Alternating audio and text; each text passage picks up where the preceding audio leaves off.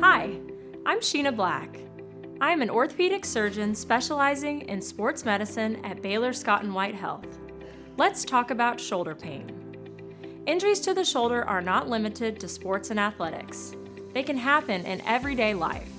Here's what you need to know to live well and free of shoulder pain. Shoulder injuries are pain that doesn't improve with prolonged at-home care such as rest, ice, or over-the-counter anti-inflammatory medications, most likely needs to be evaluated by a physician. Oftentimes, patients first seek care because their shoulder is causing discomfort at night, making it difficult to sleep. Other signs that warrant an evaluation by a specialist include the inability to raise your arm overhead, decreased shoulder range of motion, shoulder weakness, and numbness or tingling in the arm. One of the most common conditions that leads to surgery is a tear of the rotator cuff. This is typically caused by an injury, but in some situations may be related to overuse or degeneration from aging.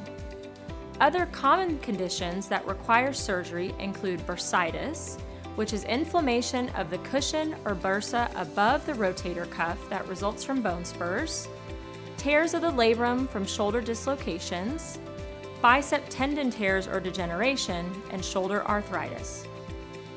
However, before talking surgery, we typically recommend conservative approaches.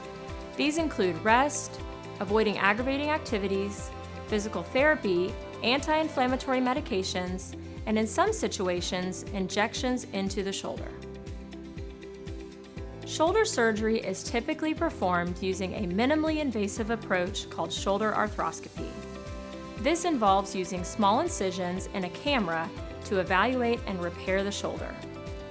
Typically, patients go home 2 to 3 hours after surgery with their arm in a sling. To help control pain, a nerve block, which can last between 24 to 72 hours, is administered prior to surgery. Patients are also given an ice machine to help with pain and inflammation, and newer technologies such as laser therapy can help patients who wish to avoid the use of opioid pain medications. Recovery varies based on the procedure, but in most cases, patients are in a sling for 4 to 6 weeks and start physical therapy 3 to 5 days after surgery.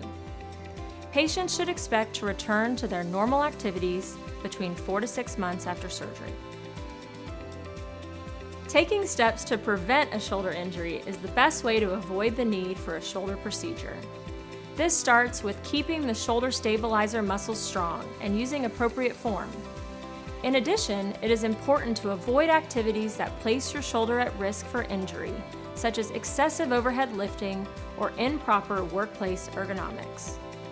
Proper technique should be stressed during athletic activities involving the shoulder, and appropriate warm-up, stretching, and adequate rest can help to avoid injury.